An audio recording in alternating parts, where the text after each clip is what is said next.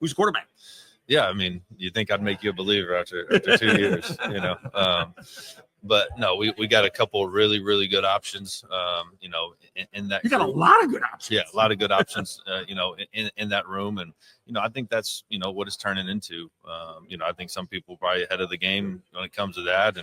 And you see what Summerall just did, you know, bringing in another guy. Like this day and age with the rules the way they are, why wouldn't you, you know, especially at that position. So, you know, Brad Jackson's a guy that we recruited out of high school that we were extremely high on, but you never know exactly what you're going to get till you get him here. He was an early enrollee, and it took about 2 plays of 7-on-7 to realize, all right, this guy's pretty special.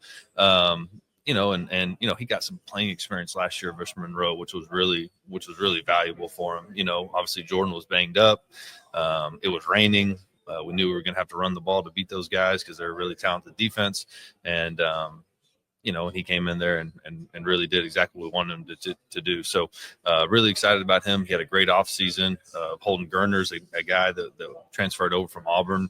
Highly recruited, 6'3", 225 pounds, better athlete than you think, elite processor, just everything you really want. He's up in the office more than the coaches. So he's been unbelievable. Keldrick Luster is a guy that we just brought over from SMU, in the second portal, Texas kid from McKinney, and 5'11", 5'10", 245 pounds, like a linebacker, yeah. So he can do a little bit of everything. Obviously, I got a great relationship with Rhett Lashley and a lot of those guys over at SMU, and he said, hey, you need to come get this kid. Obviously, their quarterback, Kevin Jennings, I think is one of the best in the country, if not maybe the best. So, you know, I think he's going to really be able to help us.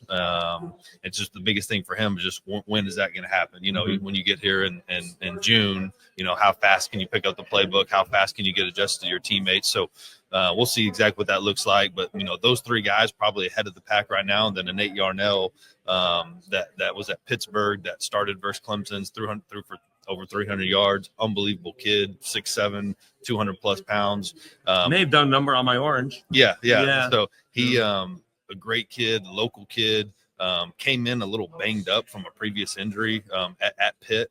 But, you know, he's working himself back. And the other day at summer OTA, I was like, whoa, here we go. You know, you got something here. So we got a lot of really good options. We'll kind of see what that looks like. Obviously, you got to start narrowing it down as it goes closer to game one. But at the Texas High School Coaches Association media day the other day, I said, hey, I'm not opposed to playing multiple guys early on and kind of seeing what that looks like. But in an ideal world, you pick one and you go with it.